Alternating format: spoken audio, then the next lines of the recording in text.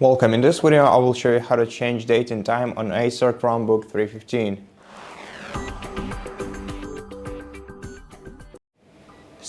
Unfortunately, Chromebook actually limits you in adjusting your date and time. The only thing that you can change on it is your time zone, and to do this you have to open the control center of your device, then tap the gear icon to open settings. In settings you have to navigate to system preferences on the sidebar, then open this menu, and here you can select the time zone by opening the time zone menu. And if you want to choose manually, you have to switch from set automatically to choose from your list, and then select your time zone from this list, and this will change your time and date, if because it's always